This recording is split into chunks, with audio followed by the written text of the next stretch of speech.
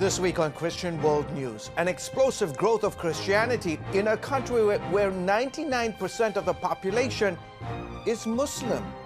Plus, they grow up on the streets fighting off witch doctors and sexual predators. Meet the woman who's coming to their rescue, body and soul. And Uncle Tom's Cabin helped spark America's Civil War and led to freedom for millions of slaves. Learn about the faith and courage of the man that book is based on.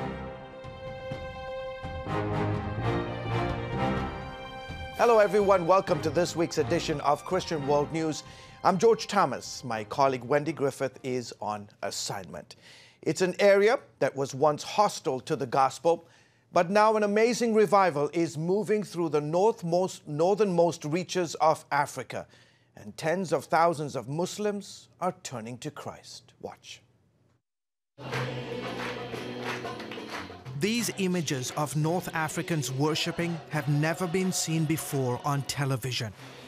As the sun sets over the Mediterranean Sea, Muslims across this part of Africa are converting to faith in Jesus Christ in record numbers. What God is doing in North Africa, all the way from actually Mauritania to Libya, is unprecedented in history of missions. Tino Kahush, a graduate of Regent University, has spent years traveling the region to document the transformation. I have the privilege of recording testimonies and listening to first-hand stories of men and women, all ages, where they can be sitting in a room and see the appearance, the presence of God appear to them in reality. It's like a vision. Some of them gave me stories of they carry a conversation. It's not just a light that appears. His interviews confirm what experts say is a profound move of God in the predominantly Muslim nations of Mauritania, Western Sahara, Morocco, Algeria, Libya, and Tunisia. Sometimes I feel jealous. How come it's visiting the Muslim world at this time and age where we don't hear that happening in the traditional Christian community? From the shores of Casablanca in Morocco to Tripoli, Libya, experts say the growth of Christianity, especially in the last 20 years, has been unprecedented. And nowhere is that growth more evident than in the North African nation of Algeria. In fact, we never thought the Algerian church would grow so big. Pastor Salah leads one of the largest churches in Algeria, where 99% of the population is Muslim. He says every new Christian in his church came from a Muslim background. Some 1,200 believers attend the church. In fact, since we started as a church until today, we've baptized on average 150 to 160 believers per year. Men like Zino, who was invited to attend Pastor Salah's church by a friend. I saw Algerians worshiping God with all their hearts, and it touched me. Others like Farhat speak of miraculous encounters. He says he was illiterate and couldn't read the Bible when he accepted the Lord. Then God made a change. Since then, I've read the Bible and understood the Word of God. This is just an example of what God has done in my life. And this is the case of many, many people here in Algeria. Even though Algeria is overwhelmingly Muslim, the government has given Protestant churches the freedom to register their congregations. It is the first Muslim Arab government who recognized officially churches from Islam. Yusuf Kurahmani is a leading Algerian pastor. He says the government will harass and intimidate Christians from time to time, but the level of persecution is nothing like it was 20 years ago. God has given to us many opportunities to witness at the police stations, at the courts. And actually, once I went to the police station and they gave me 45 minutes to speak about Jesus. Just imagine yourself, they are all Muslims. Say to you, well, tell us about Jesus, please. But Algeria and the countries of North Africa weren't always open to the gospel. Peter is a veteran missionary in these parts. You know, there's that parable, the sower went out to sow and the seed fell on stony ground. This is North Africa. In those days was quite resistant and stony. For security reasons, we've altered his voice and concealed his identity. The religion and the culture were unsympathetic to anything that was foreign, and Christianity was considered to be the religion of the Europeans. Peter believes the arrival of satellite TV and the internet have dramatically changed people's perception of Christianity. Today in North Africa on TV you can hear native Arab Christians talking about their faith, who are mature Christians, answering questions, involved in debates. Emboldened by God's power, Algerian Christians are now on a mission to take the gospel to the four corners of the globe.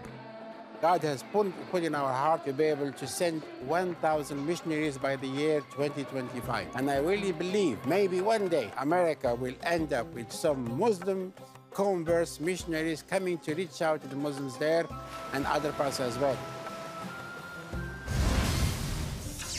Up next, the horror of Haiti's street kids. Alone and abused, they struggle to survive.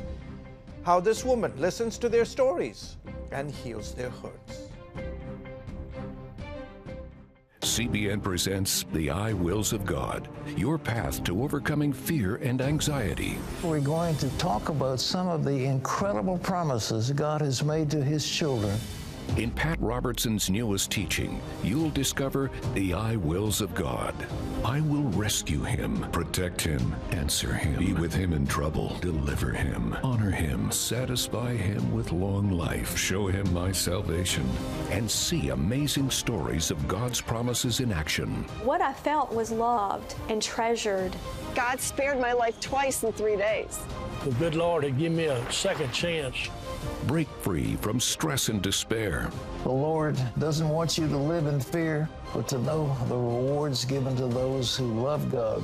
Call 1-800-700-7000 or visit cbn.com.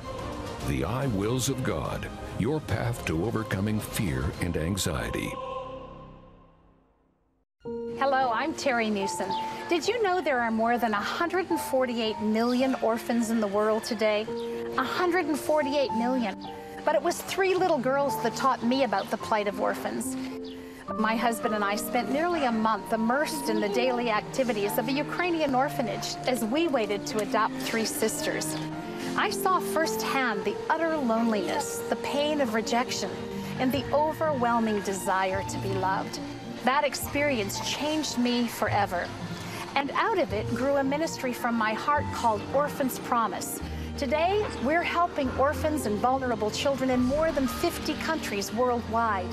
Thousands of children are now in safe homes. They're being educated, and they're learning life skills. I'm asking you to join with me and become family to these children. Will you call the number on your screen right now? Because every child deserves a chance to be happy. Life on the streets anywhere is dangerous, especially for a child. In Haiti, it's deadly. Caitlin Burke traveled to the island nation to see how one woman is providing a safe haven for the street children of Cap Haitien. She is not only there meeting the physical needs, but spiritual needs as well. Each morning, Lindsay Jorgensen wonders if the street children of Cap Haitien will choose the refuge she offers or try to survive on their own. The first thing I do is pray, because you need God to be able to do this job. Lindsay is the founder of Street Hearts, an organization born from a bond with the kids who captured her heart. The streets of Haiti are no place for a child, but because of poverty, abusive situations, or simply having no family, that's where many of them end up. They're forced into adulthood at 5, 6, 7 years old.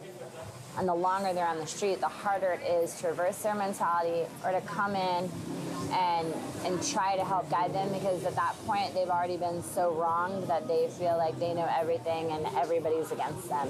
Lindsay first connected with the street children of Haiti in 2012. She would literally run across them on her daily jogs along the boulevard. She soon discovered they shared something in common. It was kind of like I definitely stuck out and I was the odd person in town, and they are also in their way the odd ones left out in their communities. They didn't have anyone, I didn't have anyone, and we just started hanging out. By earning their trust, she heard their stories. I was 6 when I was in the street. I had a friend named Zama, and he was on the streets with me. And I was in the street with my friend Zama, and some other street guys came and wanted to cut us with a blade. Everywhere I went to go to sleep, they came and followed us with that razor blade. Guys used to come and beat us and take money from us. Money we collected begging in the street. Heavy sexual abuse, kids as young as 7 engaged in sexual acts with men for food. That's why Lindsay started Street Hearts. Her mission? Create a safe haven for boys living on the streets of Haiti. The ministry recently realized it had an even bigger calling due to an increase in street violence. One thing we've seen recently is child sacrifice, and that is due to the voodoo here, that a voodoo doctor would come and for whatever reason someone would pay to steal a child's soul. So then they kill the child, they basically stone them to death, and then they take the soul of the child. Oftentimes they'll take their teeth or something and then they do a spell, and that soul gives whoever that wants it power and influence. That evil led Street Hearts to offer what's called Phase 1. Kids who aren't ready to fully leave the streets can catch a tap-tap or Haitian taxi that will take them to the Street Hearts shelter. They receive a meal, shower, and clean bed for the night. Then they officially join the program and move into a bigger shelter. A Street Heart team works with each boy, teaching responsibility, discipline, and respect. Most importantly, they learn they are somebody and they're loved. We serve as father figures to them, and we use that as medical treatment in their lives. Patience, love, more patience and some more love. You just gotta be patient with them. Most likely they'll come along. Lindsay feels a daily struggle between the weight of her work and the normalcy of it all. You never know what's going to happen. You don't know if a child's going to die that day, who's going to be sick. And then on top of that, you're dealing with basically the day-to-day mom stuff, which is school, soccer practice. This one's got this issue. One kid wants you to see his art project, running errands everywhere. And it's not, 2 children, it's 75. Phase 3 helps those over 18 focus on workforce development. The Street Hearts team finds partners to take on the kids as interns. The progress can be slow. Transforming a hardened adult in the body of a 6-year-old back into a child takes time. It's imperative that you take a step back from time to time to just look at them and see how far they've come, whether it's in their mannerisms, the way they dress, how they represent themselves, getting report cards. One of our most troubled kids is the president of his entire school. Jorgensen says that above all, her hope for these children is that she will see them in heaven. That is so important for me. When I die, and I pray that I die before them, I cannot see one more kid die. I want to just sit at the gate and wait and watch them all come in. And so she presses on, relentlessly seeking the boys she hasn't yet been able to reach. The kids know that every night the tap-tap will come, but it's still up to them whether they accept the help or stay on the streets. Caitlin Burke, CBN News, Cap-Haitian, Haiti. Coming up, he's the model for one of the most inspiring pieces of American literature, the Christian man who escaped slavery and set an example for the nation.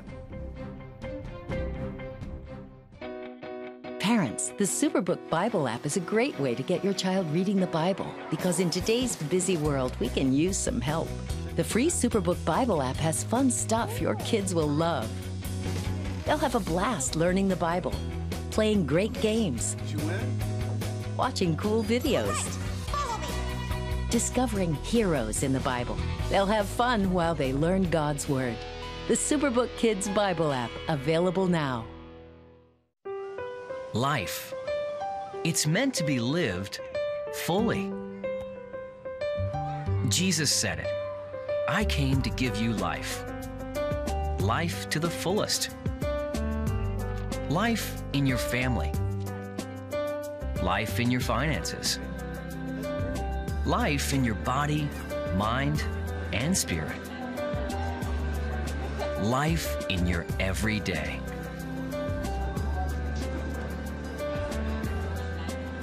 At CBN.com, we're taking what Jesus said seriously. We're here to help you discover life. life. Live it fully. CBN.com.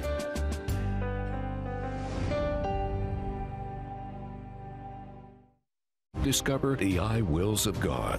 I will rescue him, protect him, answer him, be with him in trouble, deliver him, honor him, satisfy him with long life, show him my salvation. What I felt was loved and treasured. God spared my life twice in 3 days. The good Lord had given me a second chance. Call 1-800-700-7000 or visit CBN.com. The I wills of God, the latest teaching from Pat Robertson.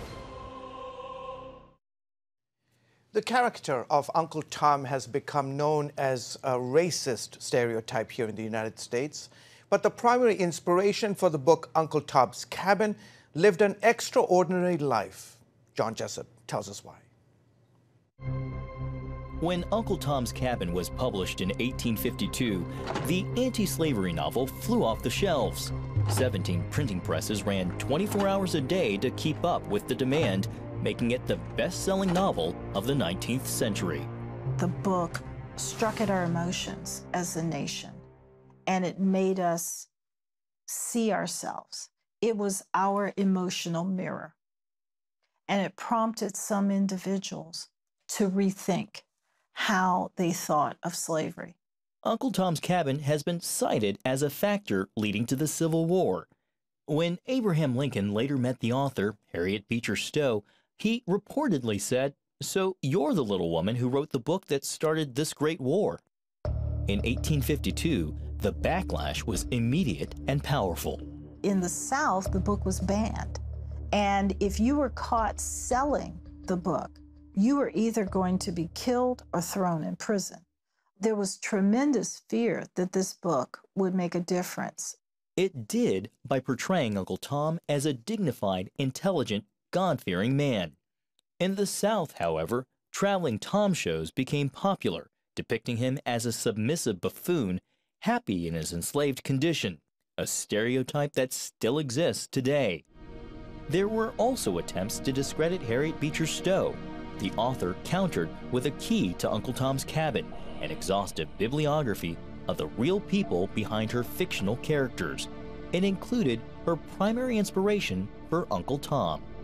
Josiah Henson was an individual who demonstrated extraordinary courage. He tried to help other people, especially whites in this country, to understand the reality of slavery.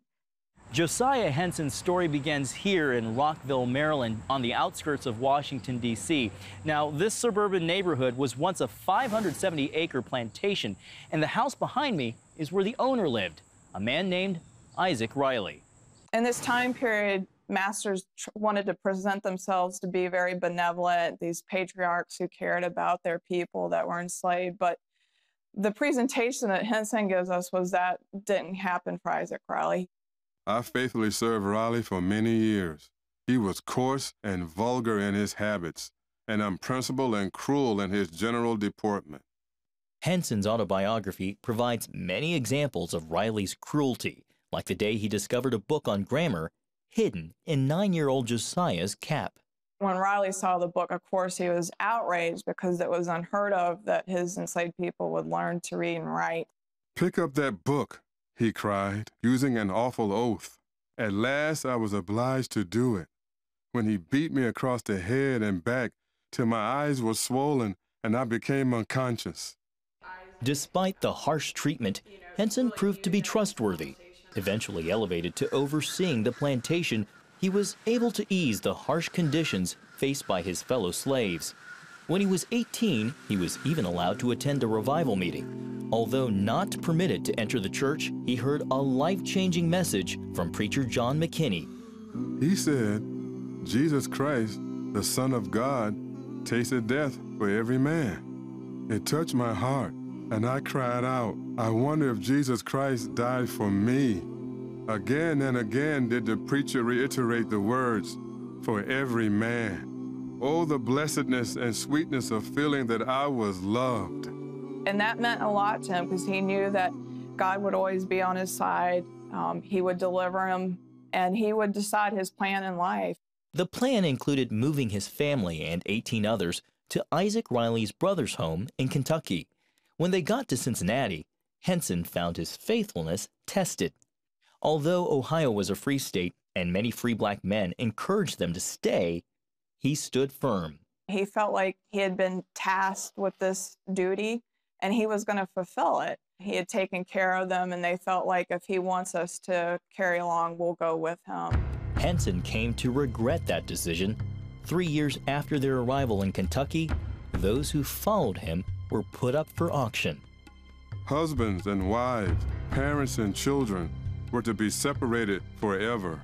From that hour, I saw through, hated, and cursed the whole system of slavery. One absorbing purpose occupied my soul: to gain freedom, self-assertion, and deliverance from the cruel caprices and fortunes of dissolute tyrants. Because of Henson's management skills, he and his family were initially allowed to stay together.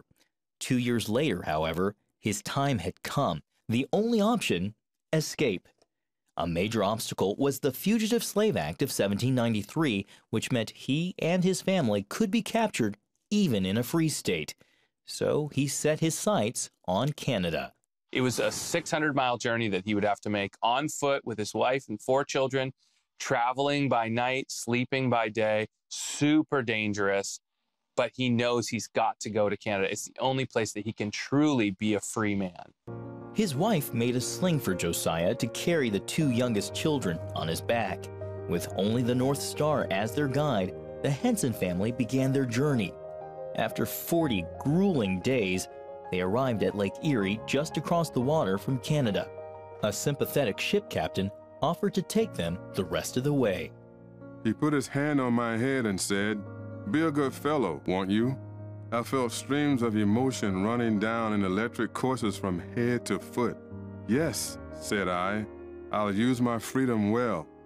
Henson helped start a black settlement in Ontario, including a multiracial school, almost unheard of at the time. To raise money and awareness, he preached throughout the United States and England, where he was granted a private audience with Queen Victoria. During those years, he risked his life to help a total of 118 slaves reach freedom in Canada. He's an inspiration for me personally, and I hope for many people as they hear this story, to use our freedom well, right? To use our resources, our time, our money, our energy, our voice, our influence, to use it on behalf of those with less than us. Near the end of his life, Josiah Henson returned to the plantation he once managed. Although many of his experiences here were unimaginably painful, he could see God's hand in them. Later writing, "Sharp flashes of lightning come from black clouds." John Jessup, CBN News, reporting in Rockville, Maryland. And you can see more of our great stories at our website, Christian World News website. Find it at cbnnews.com. We'll be back right after this. When you give, smiles grow bigger. When you care, homes are happier. When you comfort, the hurt goes away. When we all come together to love, miracles happen. Hello, I'm Terry Newsom. Did you know there are more than 148 million orphans in the world today? 148 million. But it was 3 little girls that taught me about the plight of orphans. My husband and I spent nearly a month immersed in the daily activities of a Ukrainian orphanage as we waited to adopt 3 sisters. I saw firsthand the utter loneliness, the pain of rejection, and the overwhelming desire to be loved. That experience changed me forever. And out of it grew a ministry from my heart called Orphans Promise. Today, we're helping orphans and vulnerable children in more than 50 countries worldwide. Thousands of children are now in safe homes. They're being educated, and they're learning life skills. I'm asking you to join with me and become family to these children.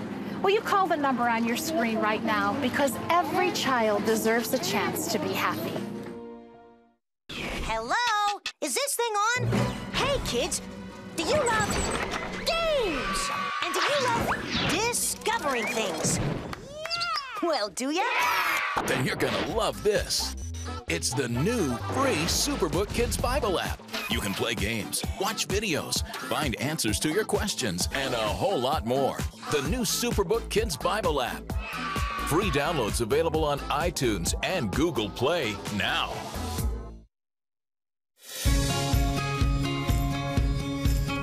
Young people, millennials, are flocking to church. It's not an exaggeration to say that we love to meet them and that we love to know their stories. What happens when a remote tribal group receives God's word in their own language for the very first time? If it's Papua Indonesia, the answer is a huge party. Stan Jeter brings us this remarkable story. The singing and dancing began as the tribespeople gathered near the small mountain airstrip in Papua, Indonesia. We're here to celebrate the finishing of the complete Bible in the Hoopla language. So this is it. This is exciting stuff for us. We've been partnering with the missionaries that have been working to translate these things for years and years and years. And so it's just great to be able to come and join them in the celebration. For the past 40 years, Brown and other mission aviation pilots have flown the translating team in and out of the Soba airstrip. One frequent passenger was Sue Trenier, an Irish missionary. She helped Christian tribesmen translate the Old Testament. We're sitting here on the top of the Soba airstrip, where the first plane landed here in 1968. Most of the Hoopla tribe of 3,000 people are busy digging pits to cook these pigs. They'll be having services, they'll be praising God, they'll be singing. There's all different groups from different churches. So all we're seeing here is like a Hoopla tribal party. It took over 200 roasted pigs to feed the crowd. The spears the men carry are real, but after the gospel arrived 50 years ago, they stopped using them in tribal warfare. The New Testament was translated into their language, and the newly founded church began to grow. During this event, 26 converts were baptized. But the highlight of the celebration was the delivery of the completed Hoopla Bible. This people group has had the translation in the New Testament for a while. And what really makes this dedication today unique is that it completes the story. It's the Old Testament. The first Bibles were given to a young man representing the youth, to a woman to stand for all women, and to an older man, recognizing those who had waited many years for the entire Bible in their language. According to Wycliffe Bible translators, over 1,800 languages are still waiting for the start of a Bible translation project. Stan Jeter, CBN News. Wow, absolutely incredible. Well, folks, thank you so much for joining us this week. Until next week, from all of us here at CBN News, wish you a fantastic weekend. Goodbye, and God bless you.